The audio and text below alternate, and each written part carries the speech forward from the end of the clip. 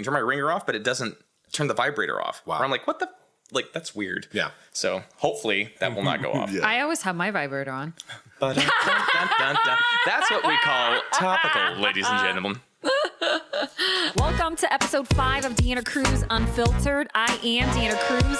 And what does it mean to be in a polyamorous relationship? I'm not sure since I'm used to being in a monogamous relationship, but can polyamory really work, especially if people are jealous by nature? And is being polyam all about orgies and sex? Well, in this episode, we talked to Cruz, a polyamorous for 16 years, and maybe, just maybe, he's got the answers to your questions. Deanna Cruz Unfiltered, episode 5. Here we go. The reason I did want to talk to you at first, we met through my retail job. Chris would come in a lot, and then we'd have all these, talks and stuff. And I found out that he is a polyamorous. And I was like, what the hell is that? How does this work? Are you not? I had so many questions for you. So I said to myself, why not invite him to my podcast? Hey. And maybe you can answer some questions and misconceptions that people have about, I would love to actually go into detail about that. Yes. I would like to put a disclaimer at first off. Okay. I am a cis male identified person. So, and I'm also white. Explain what that is. Cisgendered versus transgendered. Cisgendered being the term for I identify with the gender that was assigned to me at birth. And so I am male. Okay. I've never been conflicted about that personally. Not that I don't know if that's the right term for it, but I've always operated from with cis privilege. People have always like, oh, he's male. Essentially, like I've always been queer, the term I use, because it was utilized against me growing up as a pejorative. Against you? Against it. In the same way, pardon me for utilizing this language, everybody, but like fag, queer, stuff like that. That's what they would refer to you as. Yeah, they would refer to me and stuff. And you're saying you're okay with queer? And I'm saying queer because I'm harnessing it back for me. Queer for me stands for, it's essentially, I'm pansexual. I have no real preference on a person's gender or their bits below or anything like that. It's just, I'm just attracted to people, and queer seems to be the all-encompassing term for me. Because I grew up in small town Idaho. Okay. So that's where that kind of, because I identified as pansexual for a long time, and then I started doing, more self-work and thinking about it, and then I was like, I can't remember which writing I was listening to, reading, or if I was listening to a podcast or stuff, but they brought this up of whole, like, basically harnessing that term and utilizing it as a force for good, especially for the LGBTQ community. And I was like, fuck yes, like, I'm going to do that. So that's that. I want to preface anything I talk about dealing with polyamory is that I approach it from a very privileged point, essentially. But you're saying and letting everyone know you identify yourself as a male. I identify as male. Okay. I am cis, and essentially I think that's and I'm also and I am white. So okay, it's good to put that out there for privilege. A lot of people. Let me ask you that. Oh, can you describe and tell people exactly what polyamory is? Now, this is for me. That this is the other thing is that because it's something. So your definition is this. Yeah, the definition of me is that basically the practicing of what would be the right word? Ethical non-monogamy is the best way to put it. Okay. And that is not mine. I don't know if that's coined by from The Ethical Slut, a book that everyone should pick up if they want to read more about polyamory and such. I should have done more homework about this, bringing forward, being like, hey, look this up. But I worked 10 hours today. I have the definition if you want me to read the... What? No, where did you find this? Like, did you find Google.com, duh. Well, that's your thing. Well, what site, Wikipedia. Whoa. Well, all right, like, what does it say? The practice of or desire for intimate relationships with more than one partner with the consent of all partners involved. They believe in open relationships without the jealousy of monogamy. Mm-hmm. You think that kind of covers it? That's vague. It's vague a little bit because when you start dipping your toe into like jealousy and monogamy, it's a little tossing a little bit of shade towards monogamy, so slightly, but at the same time, it utilizes very common terms that people can identify with. Right. So in your vocabulary, how would you define it? And for me, poly is essentially, I have multiple relationships and everybody is fully well aware of this. If there's attraction that's started between myself or my partners or anything like that, there's discussion. There is essentially like, oh, hey, like, I think I may have met somebody. Or if someone's like, I grew up a little tubby, lazy-eyed kid. And so when people started to hit on me, like around maybe in my mid-20s or stuff, it was a very difficult thing for me to deal with because I was not only socially awkward isn't the right word. I've no doubt I'm somewhere on the scale or on the spectrum in terms I've never been tested or anything like that. Maybe I have a very like light form of Asperger's or, OCD or stuff like that. Okay. But when people started actually hitting on me, I was like, I don't know what to do about this.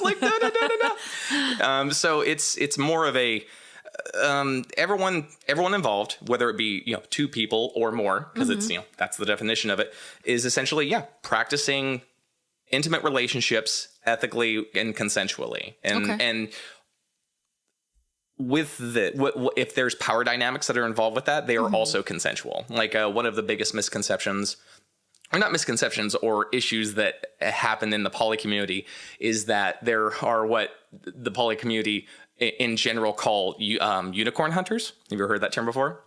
So we're both shaking. Tech Tom and I are shaking our heads because we're like, what, unicorn hunters? A unicorn, more often than not, at least in the Western culture for us in America, is a over 18, but not over 30, not postmenopausal. We're talking, mother, maiden, crone, a maiden, female identified cis woman who is bisexual and looking to join a straight couple. Like that's a unicorn, essentially. So you'll see in a lot of kink scene and this is like a lot to take in, man. I feel like I got to take notes, right? I'm like, it's a what? It's a you. Okay. Make no mistake. There's a lot of information. Like, that's the other thing in the age of Tumblr and podcasts and stuff. There is more than enough information out there for people to go and find it themselves. Yeah. But the reason I brought up the unicorn hunters is that, or unicorns, which is, as I outlined, that, that basically a sexually active woman who's willing to help fulfill the fantasies of a straight couple. And that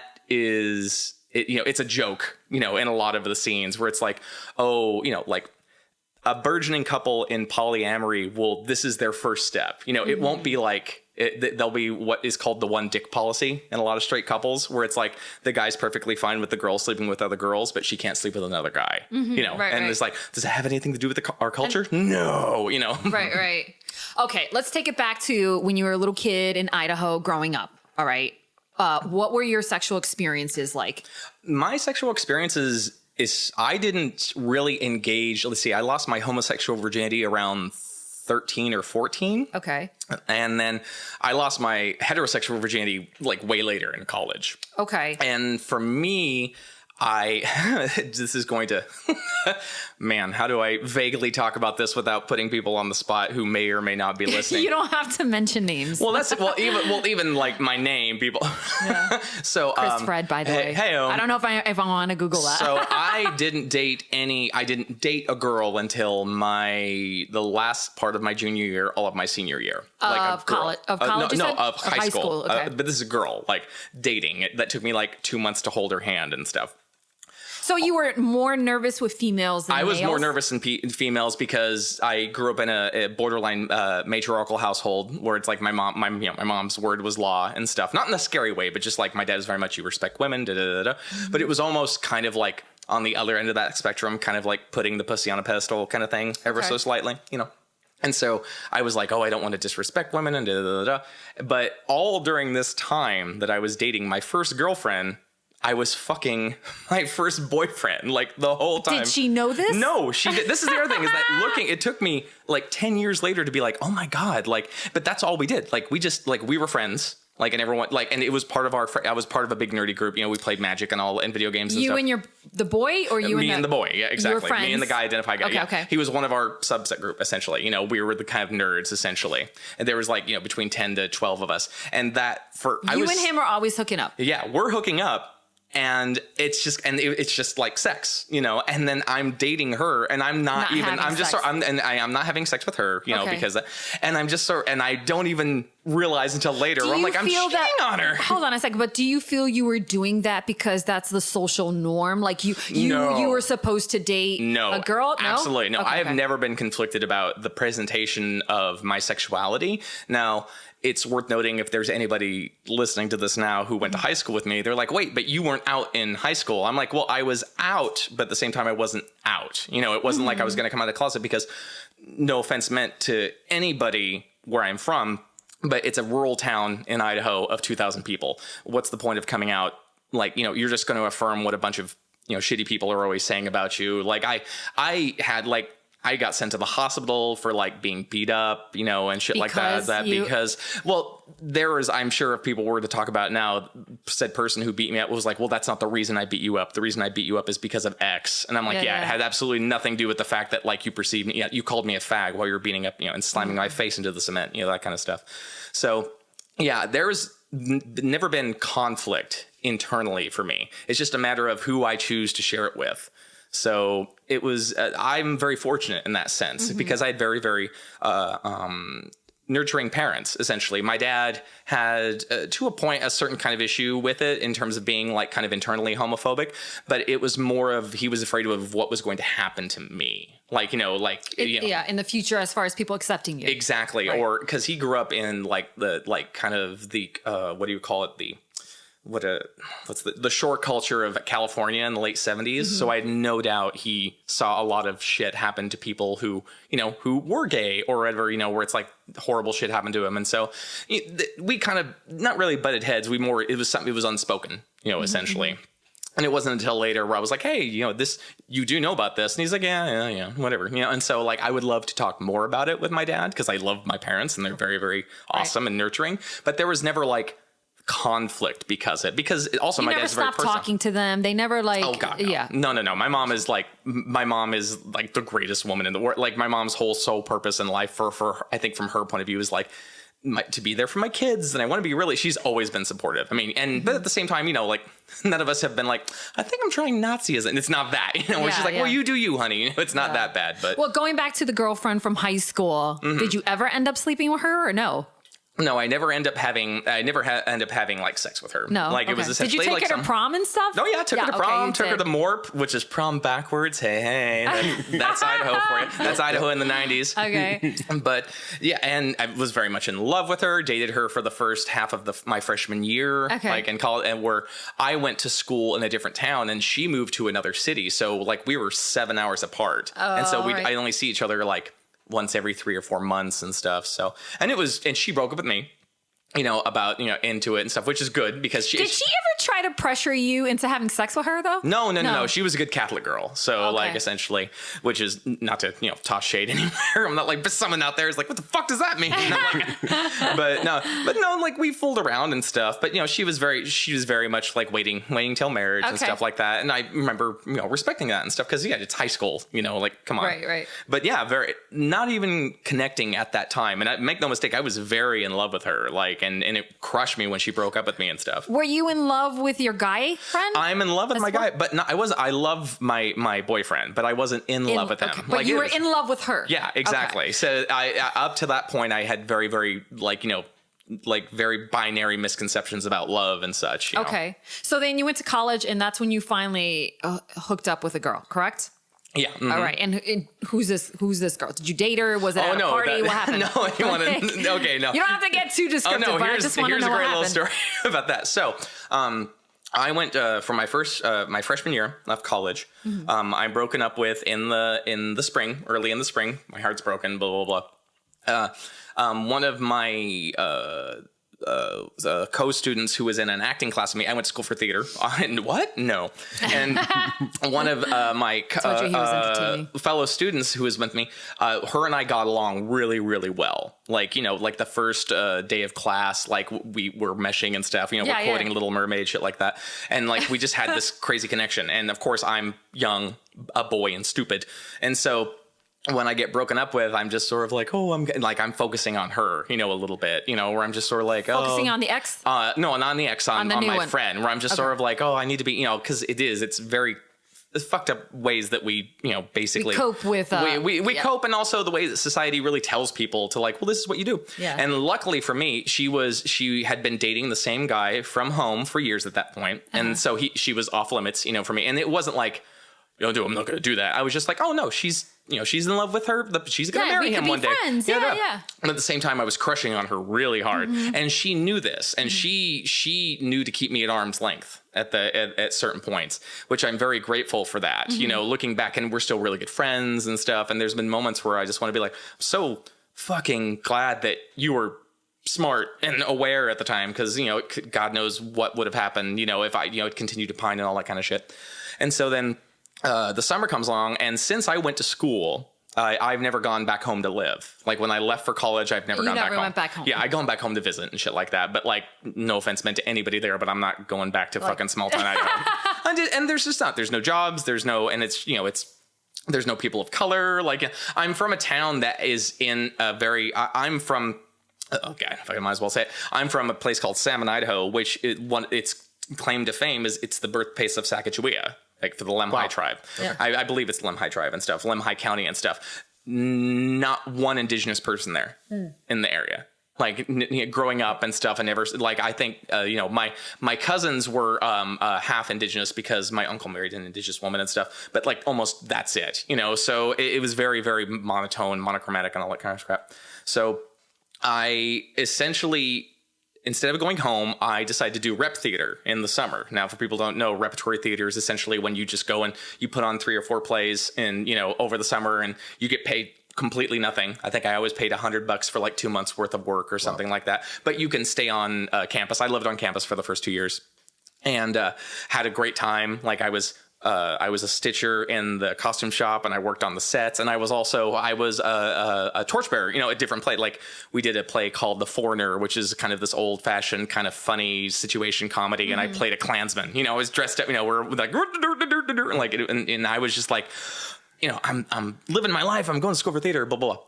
And in the midst of that, I met, husband and wife trio, or husband and wife who had come there from another school. And they were about 10 years older than me, but they were like really cool. They were both pagan, and they're both really out. And they just, he was very out. Like he wasn't dating anybody, I think, male identified at the time, but he had like big old, think of like the way a dwarf looks, like he's big old beard, long hair. And I was just like, God, I love these people. They're so awesome. And they had a younger son who was like, I think around that time he was in one of the plays, like, they needed a child and stuff, a kid around 8 or 9 at that point. And I just really bonded with these people because I think they also saw kindred spirit, young kid who's like, woo. And the woman, she had a younger sister, and who was 17 or 18 at the time. And I remember just like, she'd come and visit every once in a while. And I think of this, I was like, oh God, that girl's so incredible. And I, feeling bad, but I was like, she's so attractive because she was petite, smaller, and she had red hair, and I grew up at The Little Mermaid. What do you want? And so at the end of the summer, all of the cast and the crew and everything, we got to go to a water park that was in the town where I went to, where I went to college, and it's rented out, it's only them being go there. And and it's just one night, and for me, that's like fucking Disney World, we're like, oh my God, so much fun. And I'm still crushing on this girl, but not ever making a move because that's my bread and butter, essentially. And this whole time, I find out later, she's just like making the moves on me and hanging out. And I'm like dumber than a bag of hammers, like, And so it gets to the end of the night of with the water park, and they're like, hey, and in the midst of somehow talking or whatever, she's like, hey, I let slip that I hadn't seen Rocky Horror Picture Show.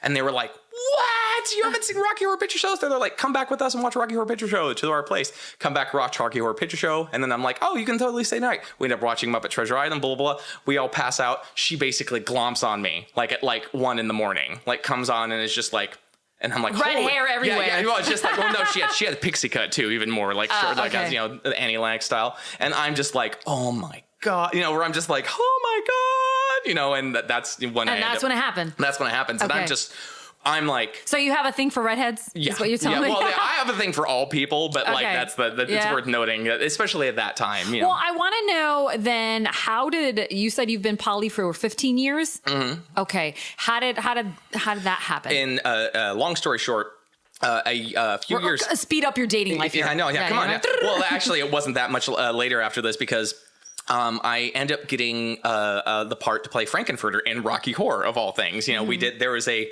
live. Do you know how the live performances of Rocky Horror Picture Show? Like they play the movie, and then there's the live cast that basically mimics it in front of it.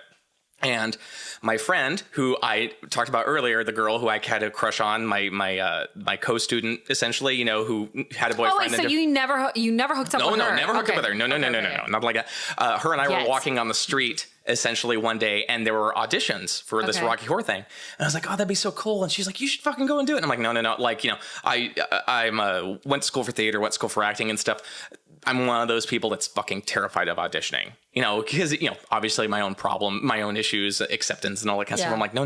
She's like, totally, you should go. But you have no problem getting on stage. I have no problem. Yeah, exactly. But it's the whole, like, judge me, let me again. Yeah. And I lucked yes out, or no kind of. Right. Yeah. And I lucked out at that time because I, like, you know, you can't see me because it's a podcast, but I resemble Tim Curry a lot, especially at that time, younger. I resembled young Tim Curry. And so I was a shoo-in. Like, you know, and the director later told me, he's like I was going to hire anybody else to play Frankenfurter. Look at you walk through the door.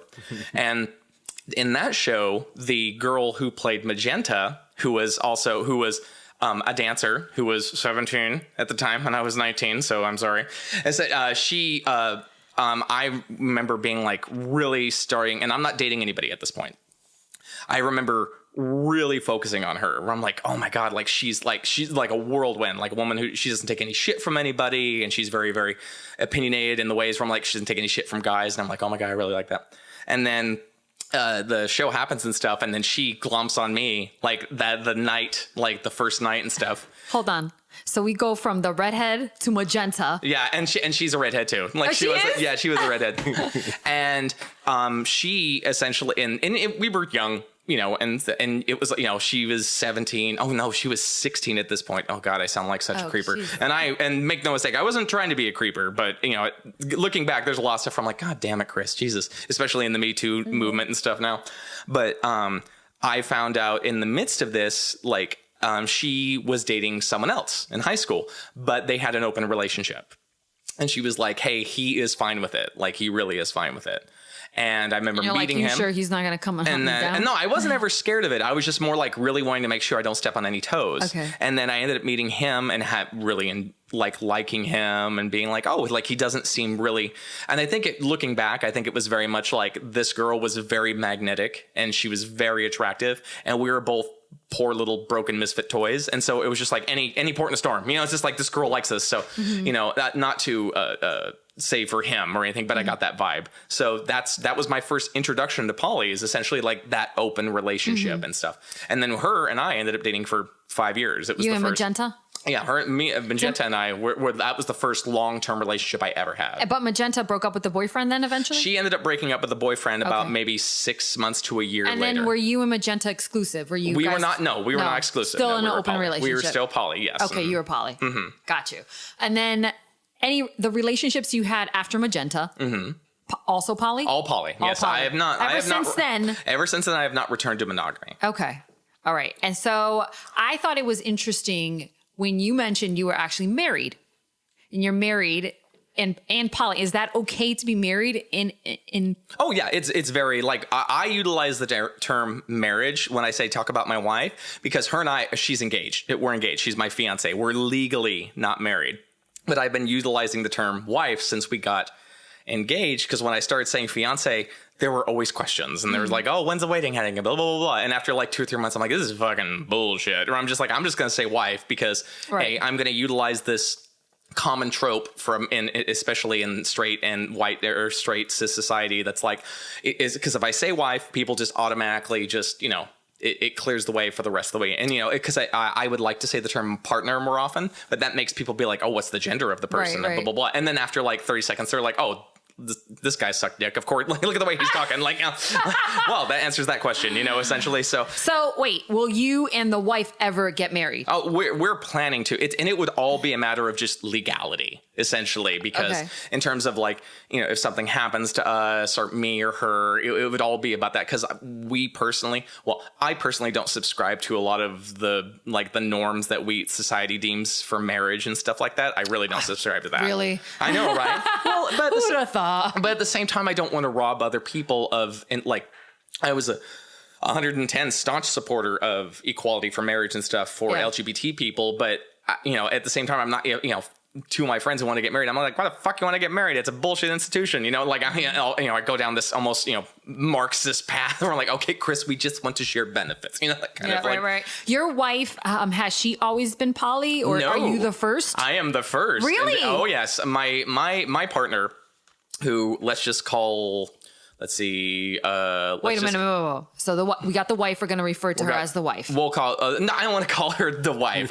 My wife's name's Danny. I'll just call her Danny. Call her Danny. Danny, because I don't. The wife makes it sound like it's something from the Biller. I like it. I like it, but you it's live utilized. with her, correct? I've lived with her for a long time. How long have you guys been in a relationship? It was 5 years, and as of this August, which is ironic because our anniversary is also my birthday. I was just going to say, isn't your birthday in August? It is. What date is it? The 20th.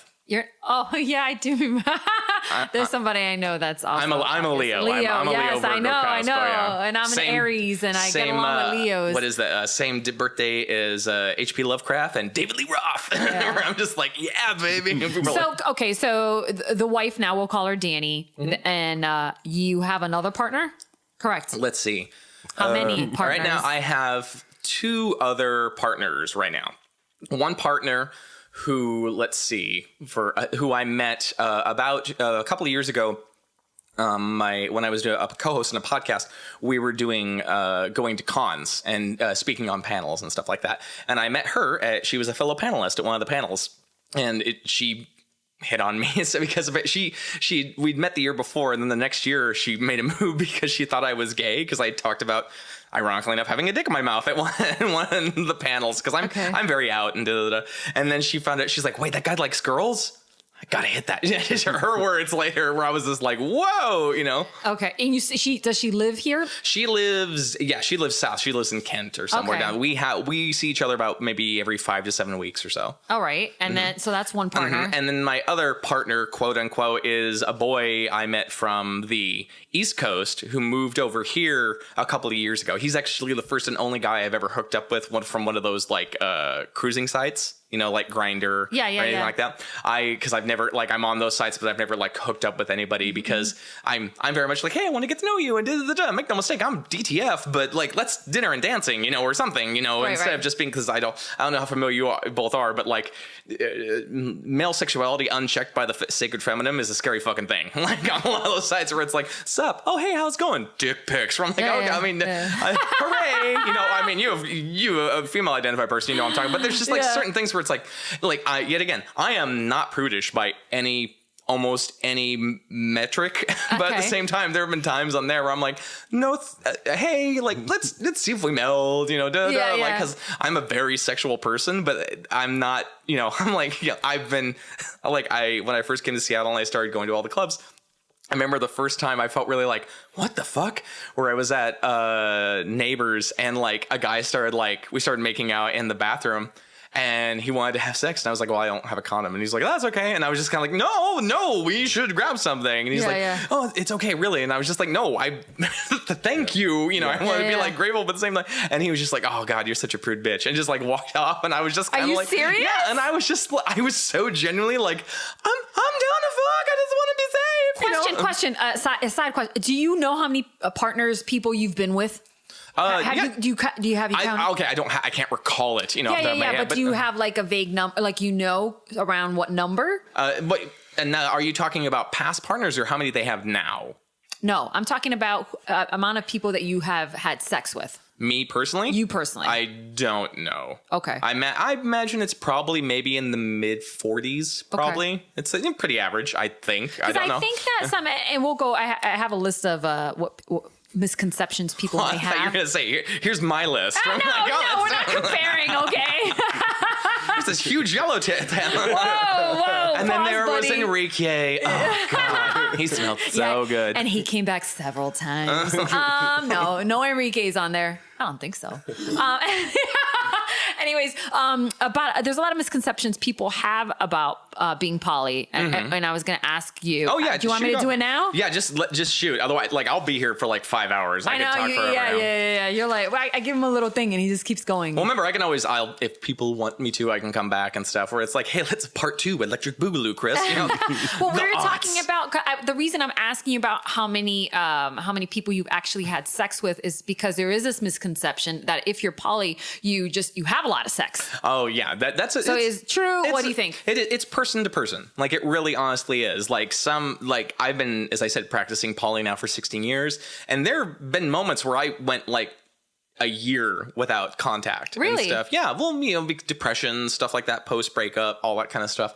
And I know many poly people who are like, no, just these couple of people, and it's a very large misconception that it's just this big old suck and fuck everywhere, and you're no, like make no mistake, that can be a potential that is like, you like I've been invited to orgies and stuff like that, whereas like, oh hey, maybe not, it's people are very open about stuff, and like you are the nice this is gonna get really personal right here. Well, not maybe personal, but I say a lot of the times when I'm talking to people about being polyam, which we're trying to say now because poly refers to Polynesian people. Oh, okay. And so I've been trying to utilize the term polyam, essentially, because I don't want to, I don't want to be even shittier white person, Gotcha. But I tell people who are very much like, especially guys who are very much like, oh, like you're poly so you can fuck other people. And I'm like, no, that's not it. Like the reason I'm poly is that it makes me deal with my own bullshit. Like it makes me deal with my own problems and my own hangups. Like and what? Like what? Like in terms of like what a relationship should be and how open it should be in terms like, and I'm not talking sexually. I mean like there's a very, like our society very much is very regimented in our ideas of like what we think sexuality is and what relationships are and what gender is and and poly was the avenue for me to be like, this is all fucking bullshit. Like it is. So much of this is bullshit, and it's rooted in patriarchy and fucking misogyny and so much of this shit. And it's very much helped me deal with my own problems that like I developed, younger because of society or because I had fucked up misconceptions of women and relationships and listening to the people around me and connecting with my partners and talking with people and talking to people I'm not involved with and reading tons and tons of reading, which was very important to me because I wanted to learn. I wanted to be a better person. It helps me be a better person. And it's fucking tough sometimes. I'm very fortunate. The jealousy aspect that tends to hit a lot of people in the poly world, that if you ask any poly person when they're talking to monogamous people or people who are not polyam, they're just like, oh, I couldn't do, everybody says that. Like everyone's like, I don't know, dude, I get so jealous, blah blah blah. Like that's the first, it is the first thing. It is the first thing. And I have never really gotten jealous. Now, make no mistake. Like I've gotten like sad puppy dog sometimes where I'm just like, we're going to go fuck them and not me. But it hasn't been this kind of like, raw fire and brimstone thing. And so, but the times it has happened, I wanted to, well, let's see, like, what does that mean? And like, is jealousy an extension of like, being possessive? And, I've always been, especially maybe in the past 10 years since I've becoming like I was practicing poly for the first like 6 years, but I've been like trying to be like an activist, social justice bard, in the past 10 years. So like I want to get involved. I started to really think more about people's idea of, God, what's the best way to put it? That people have such jealousy is they're proud of it. And that's fucked up to me. Like, it's like being proud of being racist, where it's just sort of like, no, like, Josh is with me and Josh is the only dick I want and blah, blah, blah. And make no mistake. Part of me, like, I think there is a percentage of people who really believe that bullshit, who really do, who are like, it's been pounded into their heads so much, like a railroad spike, that it's gotten so far they can't get it out. But I think for a lot of other people, it's like, who are you trying to convince? me or yourself, essentially.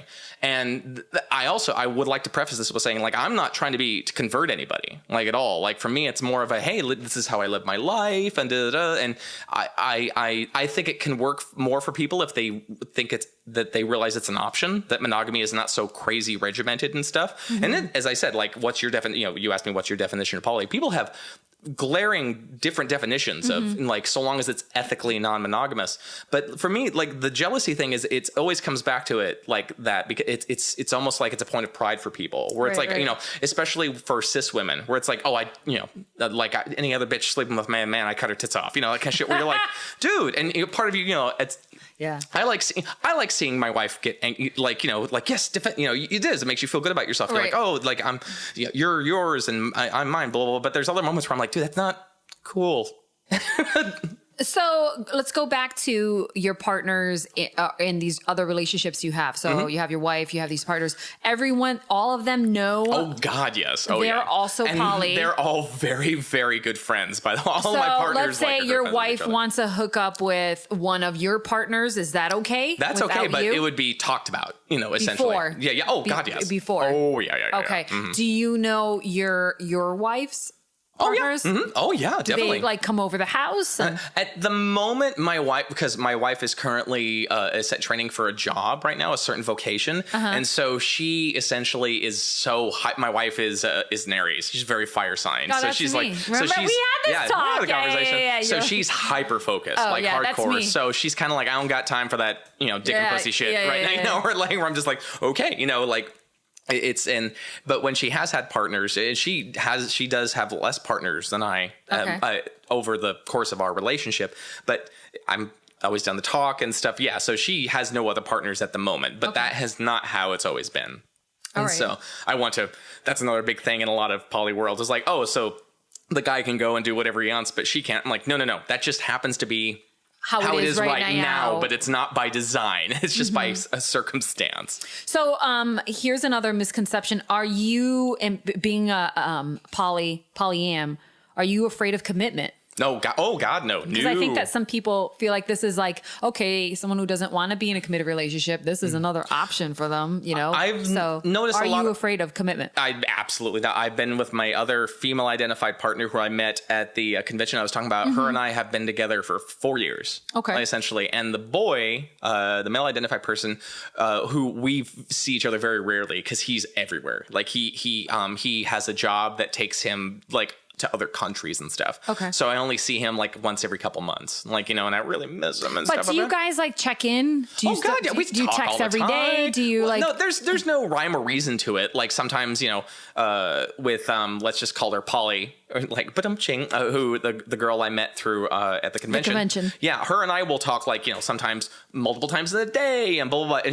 And also you find dynamics with other people. Like she really likes getting sexy pics and stuff, and other people don't. It's different person to person. Right. And so we'll trade pics and stuff and chat, and other times it'll go 2 weeks where we haven't talked, and also just send I fucking miss you. When can I fucking suck on your tits again? I'm being and then other times it'd be really really sweet and shit like that. It is. It's a whole wrapped up and everyone has their own dynamic. Right. And if that dynamic is, for example, not one, my wife and I obviously share a certain dynamic, but if she has a different dynamic with one of her partners, and if that gives me pause, or if I'm worried about that or anything, or it makes me feel whatever, X, Y, or Z, I will tell her about that. That's happened before, where and she's the same way. She didn't practice polyam before.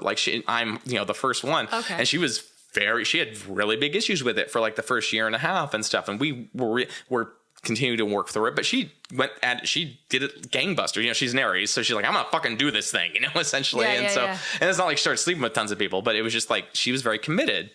And we also really lucked out because we're both kind of unique in that way, is that we have affirmed since 4 to 5 months into our relationship that it was I went through a really bad breakup about 10 years ago. And I very much, like all people, I'm bad breakup. I lost 30 pounds and And around that time, you know how you always are after really horrible breakups, you're just like, oh, it's never going to happen again. And it's not. And it's, for me, it was mopey for the first part, but I went to therapy and stuff, which everyone should do if you can. Yeah. Therapy is very important. And I was very lucky. Shout out to Seattle Counseling Service here in the Seattle area for the LGBT community. But I was like, oh, I remember thinking at a certain point where I'm like, I'm never going to be in love with anybody ever again. And that's really okay. Like, I was like, I'm okay with that, you know, blah, blah.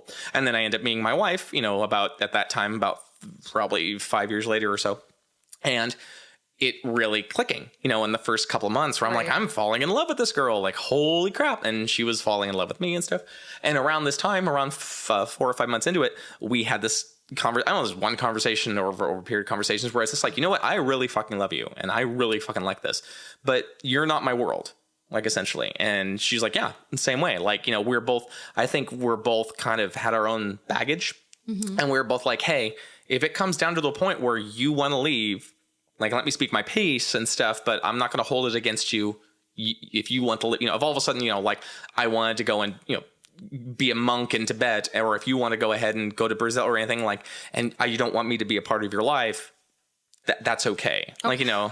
What if one of you wants to be now in a monogamous relationship? What if she wants you to stop being poly? Then we'll talk about it. And then that's an option. That could happen. It could happen, but it's highly unlikely because of how we've grown in our relationship. It's highly unlikely, but it also, I don't want to say never, you know, never say never. Because, and I want to preface all of this by saying I don't in any way, shape, or form look down on monogamy at all. Like, it's not like I judge monogamous people. You judging like me, huh, Chris? Wait, you're monogamous? No, but I'm saying, but it's more of for me, it would be like, God, I don't know if this is the best comparison. I'm just pulling this out of my ass, but like, it's like me discovering pistachio ice cream and be like, oh, you still like vanilla? You fucking showed, you know, where I'm like, I'm sorry. I don't mean to be looking right at you, but it's just like, that would be a shitty thing, you know, where it's like everyone's entitled to it. But I think so many people just don't know they can try pistachio. Right. Like, that's the thing where it's really weird to think Don't you think it's hard to find somebody, I don't know. I feel like to have that talk about being in... That's my favorite part of the whole thing. I think every time we start talking about another facet to what you've got going on, that phrase comes up again. We talked about it. We talked about communication is talking about it. Pivotal. It's huge. Yeah. And that to me is like, it's got to be the biggest thing because that's how you break through that. And also being able to talk means maybe that ideas aren't like steadfast and in stone. And it's organic. Yeah. And so being receptive and finding people who are also receptive, that seems to me to be the most important thing. And it's not for everyone. No. Oh God, no. That's the other thing. I just think it's for more people than they know. Like, I think more and more in the same way that you see a lot of younger people now more identifying as queer or non-binary or trans or asexual or any of those things. Like, I think when they realize it's an option, like it's a spectrum. Like, it is. It's a huge spectrum, whether it be a Kinsian scale or however you wanted to identify it. And like, it is like, I don't really, I've always kind of gravitated more towards, what for all intents and purposes, female identified energy and stuff like that. So when I first came to Seattle, I wasn't really meshing with the gay cis male like scene that was here. It was not really my style, which is not to say it's not judging it or anything like that, but I just remember being like, it's really aggressive and it's a lot of it was very party culture-esque, which is, make no mistake, I'm down to party, but at the same time I was like, I like to, hey, let's sit and watch a movie or let's play Magic or let's go for a hike, you know, that kind of shit. So I've always been fortunate enough to know what I want, I guess is what I'm trying to get to. Like, and I want a lot of stuff, you know, and I lucked out because I had not only growing up, but parents, and then later having been surrounded by the right people to be like, yeah, that's okay. Like, it's really okay. You like dudes? That's perfectly fine. Right. Like, you like trans women? That's okay. You like trans men? Like, you know, I've always been adamant where I was like, I have no real preference on a person's bits. I really, it's how I meld with their energy. And so, like, you know, I've had trans partners and stuff. It's all over because I like people, and for me, one of my goals in life before I shuffle off this mortal coil is to like share. I love listening to people. I obviously talk a lot. I was going to say, but you got about at least 80% of the conversation. But listening is also imperative. And it's like, I love being able to share that with that and hear what people like, what brought people to poly and stuff. Like for a lot of people, especially younger female identified people, their journey to poly was really kind of shitty because they had an older boyfriend who wanted to fuck with other girls and you know, but now they're like, no, this is what I'm going to do. You know, it's however you got here, this is where you are. And so, yeah, communication is so undeniably vital. And that's the other thing is that your conception of it will change and stuff. Like, especially for me, like, as I said before, I like to talk. I've had to shut the fuck up and learn to listen, especially in the past couple years. Leo. It is very hard for Leo. I'm very hard. You know, as I make this joke all the time, that Leo is that I walk that teetering line between crippling narcissism and healthy self-interest, you know, and it's like, oh, which way is he going? You know, so it's tough, but the communication part has never been hard for me because I obviously like talking about myself. So, and I can tell when it's hard for other people. You know, like one of my partners was a Cancer, and I know I'm throwing out astrological signs right now, but I'm not trying to, I'm just using it as classification. She was very, very like guarded and very like, you know, very introverted and stuff. Yeah. And then I remember just being like, just say what you're feeling. And then being like, oh, like not everyone. It's hard. It's hard for people. Yeah, it is. Could you explain what's the difference between polyam versus swingers? Swingers, at least in my perception of it, are very binary. It's basically a husband and wife, essentially, or someone who's a monogamous, or a heterosexual couple. Cis heterosexual couple who are basically sleeping with another heterosexual couple. Okay. And it's very, very homophobic in my in the little bit I've dipped my toe in it. Like the girls can play with each other, but the guys, it's like no, like not at all. You know, that there's no, like, it's very much like there's no dudes being with the other dudes. It's always like, hey, watch my wife make out with your wife and now we'll fuck both our wives kind of shit. Okay. Yet again, my perception of it, I could be wrong. Please don't send hate mail. Like swingers out there being the comments down there. Right. Difference between being in a polyamorous relationship and an open relationship. Open relationship is a type of polyamorous relationship. I'd say it probably has more rules, more hardened rules that in are a poly relationship. No, in an open. I think tomato. I really think so. I think polyamory is just being utilized. It's more. It is an open relationship. Yeah, exactly. Okay. So you know, it's like a couple of my friends who are, I don't know how you do that poly thing, but they quote unquote date. You know, they fuck around with a lot of people, but they just don't talk about it, you know? And I was just like, you're essentially doing like 1/3 of the poly, but it's just like, you're just not, well, that's just what you do. Where I'm like, oh, is it? You know, where I'm like, it's okay. What would you say some of the benefits are to being poly or in a poly relationship? First and foremost, like I said, self-awareness, like, you know, learning for about yourself. Yeah. Like if you're doing it in an earnest, sometimes scary, and sometimes like self-reflective way, I think that's the biggest benefit like ever, is to basically, because you like I don't want to give too much gravity to that, hey, you can't love another person until you love yourself kind of bullshit, because I think that teeters on a lot of problems especially for people who have like body issues or concepts of self-worth and stuff. But that kernel of truth where it's just like, hey, like, what do you want? Like, who do you want to be as a person? Like, what do you want to do? Like, you know, if you want to be career oriented, that's all. In the same way that like people think about tons of stuff, I think you should apply those same dynamics to relationships, you know, where it's just like, hey, you know, you can like both action movies and horror movies, right. You know, So that's a big thing in it. There is the other benefit of basically being able to explore your own appetites of sexuality or kinkiness, like for a lot of kink people, like who practice BDSM and such, but it's not sexually oriented. It's a power dynamic and such, you know, like that is that's a very huge outlet for a lot of people, you know, where it's just sort of like, I want to go like, I myself am not a masochist essentially, but I know a lot of people who are just like, I need to have the shit beat out of me. Like, will you do that? You know, and I'm like, oh yeah, sure. You know, like, yeah, like chat, more, stuff like that. And, the other, and the third part is just like, for me, it's like, I'm a Leo, as I say that. And I'm greedy and I'm impatient. And it's like it's not like, there. It's like Freddie Mercury says, "I want it all, and I want it now." So okay. like, it's the, and that's obviously it's more of a joking concept, but it's true. It's just sort of like there are certain moments where I'm like, man, I'm so lucky. Like this is so cool. Where if I see someone, I'm not automatically like, oh, I'm attracted to that person. Oh, what does that mean? Yeah. Like, does that mean I don't love my wife as much? And now I'm just like, fuck that. Yeah. What are the negatives of being in a poly relationship? None. You would say none? I would say none, because any of the negative stuff that could arise from it is an avenue to self-exploration and self-realization. Like where it's give an just example. For a lot of people, jealousy is a huge thing. Yeah, and we mentioned that before. And as mentioned before, as I said, not that big of an issue for me and stuff.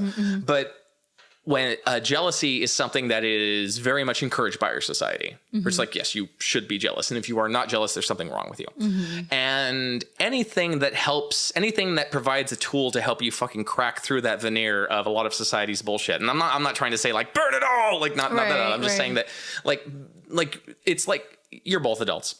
And you remember that point, I'm not talking in the teenage rebellious age. I'm talking about when you really start to realize where you're like, holy shit, my parents had no idea what the fuck they were doing. Like, or, oh, like so much, like everyone's bullshitting. Like, holy shit. Like, and some people could just bullshit better than others. And some people, because of their privilege, were able to bullshit and were able to become president. And, it's just like that kind of shit. Like it's this, it's kind of that way. Remember when you had that realization? Yeah. And for some people, it's this big, fucking like whoa moment, and other people were like, oh yeah, there's that is the potential for like if the jealousy thing arises and you're like, wait a minute, why am I jealous? Like yeah, I like looking at my wife's boobs. Like, why would it know that? Yeah, that goes back. I mean, I've been reading a lot of self-help books, and I think that one of them is changing the way your perception and how you view things, and and so yourself. That goes in yourself. So what you're saying kind of goes along that. Yeah, it's very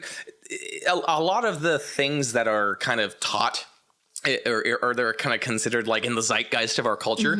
A lot of that stuff is kind of no offense meant to anybody at all, but like religion, like people's concepts of laws, a lot of society, blah, man and a woman, blah, blah, blah. A lot of it, it's not necessarily bullshit, but it's not so binary. Like in the same way that like you can be very involved spiritually in terms of like, connecting with other people and stuff, but it doesn't have to be, regimented to like an Abrahamic kind of thing or any of that kind of shit.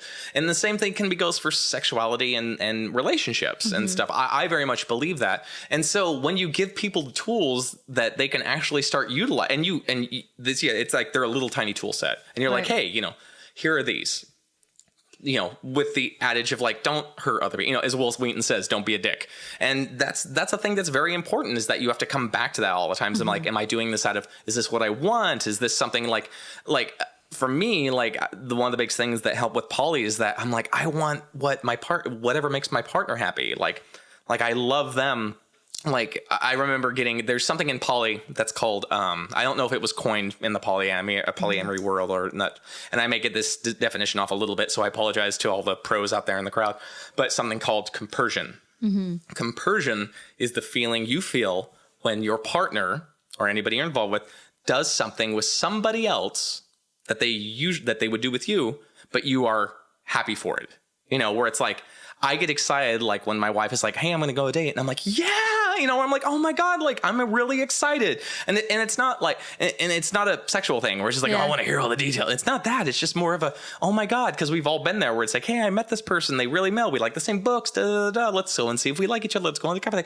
Compersion is that feeling that you feel like when someone else is really happy and that you love. And for me, that's a fucking crazy drug. Like for me, like one of my, Polly, who I was talking about, she started about a year or so ago, we're chatting and stuff. She's like, oh, hey, funny story.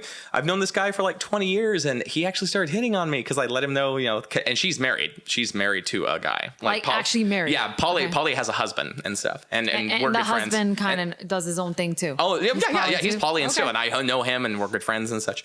And Polly brought up, we're just like, oh yeah, I've been jonesing after this guy's dick for like 20 years and I think I might be able to hit it.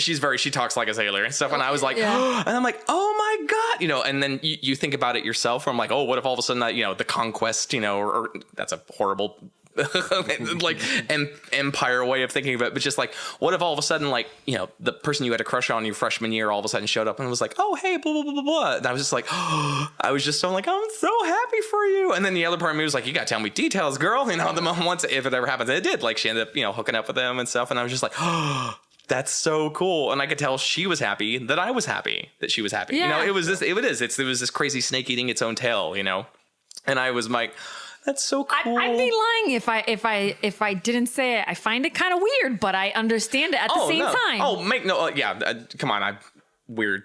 I'm a weird person. Being in a poly relationship, can you go out, for example, on a Saturday night and hook up with somebody, and that's okay? It depends on person to person, like relationship to relationship. In your relationship. In our relationship, no. Like, there would be discussion beforehand. Like, if one of us decided to go out, I'd be like, hey, like, it would be known. Like, if all of a sudden my wife went out and she was like, oh my God, I was totally fucking meshing on someone that like certain things are fine. We're making out and stuff. But I'm like, I prefer you not have sex. And if you do, there's let's come back and chat with it and stuff like that. So that, wait, go. Okay. So let's say she meets somebody, she goes out, she's at a bar, she meets someone who she's messing, really likes.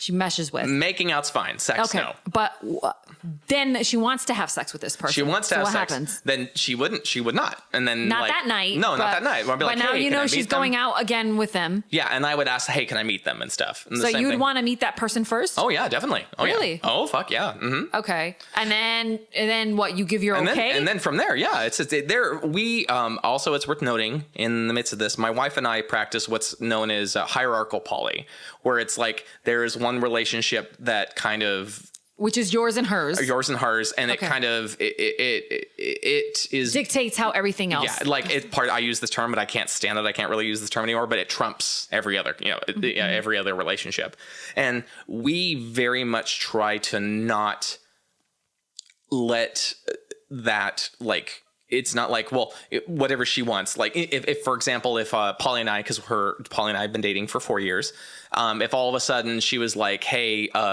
if Danny was like, you can't do that anymore with her, I'd be like, well, since her and I are in a basically a hierarchical relationship, right. Supposedly that would mean no, essentially, but I would discuss it, with her, or sit and talk with Polly and blah, blah, blah, blah, blah. And so maybe it's not an idea to call her Polly because it's also Polly. Yeah. Let's call her Gwen. And so that's for us. That's our roles. Like, we're in the same way. There could be other poly relationships where your wife going out to a bar and hooking up with someone's fine. It's fine. Oh, yeah. Okay. Yeah, remember, it's just like everybody does monogamy differently, Okay. All right. Gotcha. This is all very interesting. Here's another question, though. What if you and your wife decided to bring a child into the world? Would that change things? Probably not. I'd say it's very unlikely because, well, first of all, we ourselves cannot at the moment because I had myself snipped about a year ago. Okay. So I did that. I just was wondering. Purpose. I'm like, I wonder if a kid came into the equation. We've talked. One of the other people in our basically, this is going to get a little complicated. One of our friends. I live in a household with my wife and my best friend, who I met when I came to Seattle, and we were coworkers. Male or female? Male. And I moved in with him about maybe 3 years later. Like, he owns the house and stuff, and he's like, hey, blah, blah, blah. And he had friends live with him and stuff, and decided, hey, you're cool, you can live at the house and stuff. And I've lived there it'll come up on 10 years next year, which is the longest time I've ever lived in one location ever. I grew up, in Idaho. What do you want? In a small town, but we moved from place to place. And how long have you been in Seattle? Since 2006. So, okay. And I have dated different people, over the years. And one of the people I dated a couple of years ago, her and I stopped being sexually involved about 4 years ago or stuff. But we still say that we're dating. We're what's known in the poly world as squishies, people who are romantically kind of involved, but not sexually involved. And she still, like, she comes up to the house every weekend, like, hangs out. We play video games, like, she's badass and stuff. I'm from Idaho, like, don't identify with Idaho. She's from Texas, doesn't identify with Texas, you know, essentially. Like, but you guys aren't having sex. But we aren't having sex. No, is she in another relationship? Yeah. Oh yeah, she's in another relationship. Yep. She's in a poly relationship. Why too. did she decide to stop having sex? That's just her own reasons and stuff like that. And I was like, oh, that's fine, you know. But at the same time, I love her to death. And right, so her and her partner right now, who have been dating for about a year, her partner is a little bit younger than all of us. Well, I'm 37. My wife is 27. This girl who I just talked about, she's in her early 30s. She's 32, 33. Her girlfriend is 26, 27. And her girlfriend, who is a professional, like, you know, she has her professional career and stuff like that. But she's talked about having a child. She's like, hey, I want to have kids in like 5 to 7 years. And her girlfriend, my ex, if you will, a person I'm not involved with anymore, is just like, oh yeah, we'll see. And we've talked about how if that does happen, we would all raise the child. Like I said, because we all want to live together eventually, like in a big house, you know, kind of in a commune. Okay. Like, but that's not meant to be a loaded word, but it is. But yeah, and it would be that kind of takes a village kind of thing, you know, because it's just like, oh yeah, like I grew up with brothers who were 8 or who are 10 and 12 years younger than me. So I grew up around kids. And I think that kind of, you know, I was fired in the kiln essentially. So like I got later, I've never put the concept of kids up on a pedestal, hence me getting a vasectomy and stuff like that too, for that among other reasons.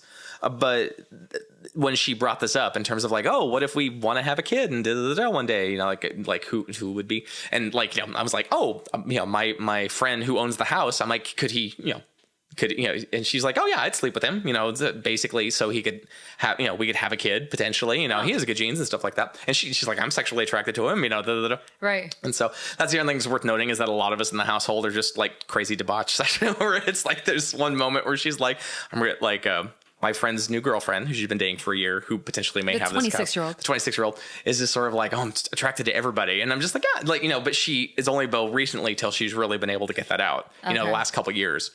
And so I'm just like, yay. And so that's leaving off some of the details, maybe.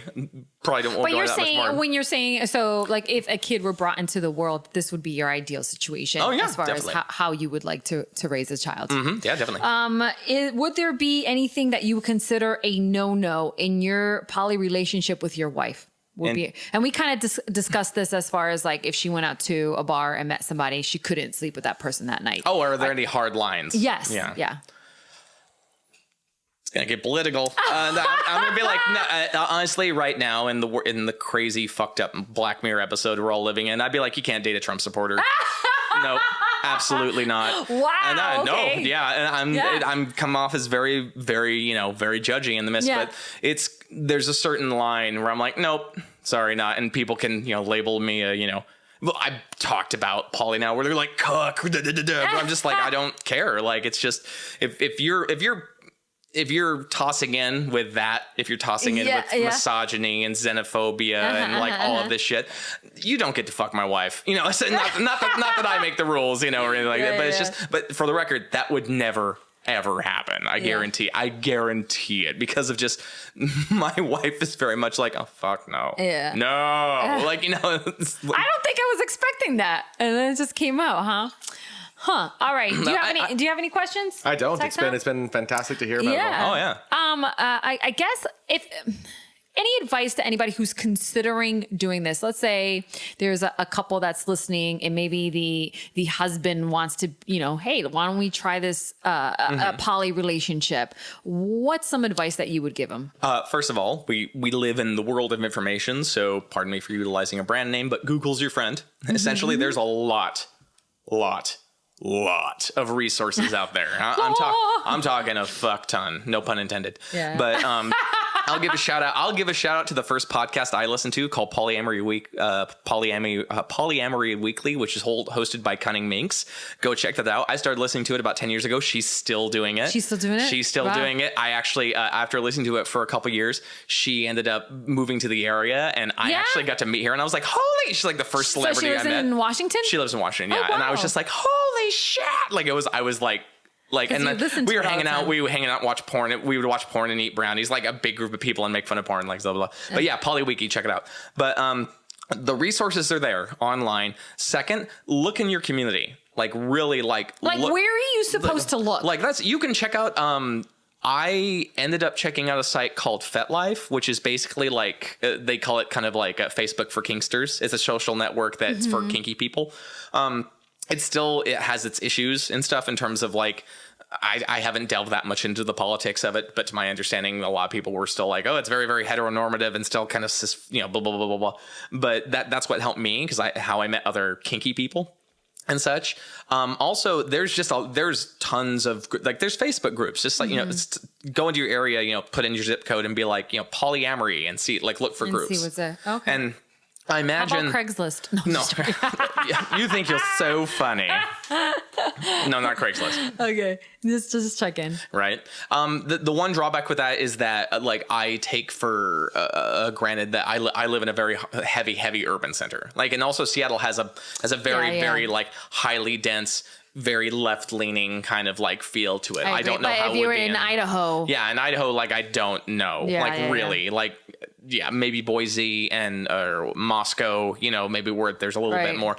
To my understanding, Moscow is kind of like a drop of blue and a big sea of red in Idaho and stuff. But it is it's the rural versus the urban, like it always is. You're going to have stuff that's considered more taboo is probably going to be harder to potentially find in the rural instances. Not necessarily, to my understanding. There's some places where it's little would you know that Kansas City has a crazy gay scene, that kind of shit. And I do think that's changing. I think because of the way the world is operating and the way the social world is leaning more towards left. Ironically, even though the Overton window has been shoved so far to the right, there's a lot of acceptance for it.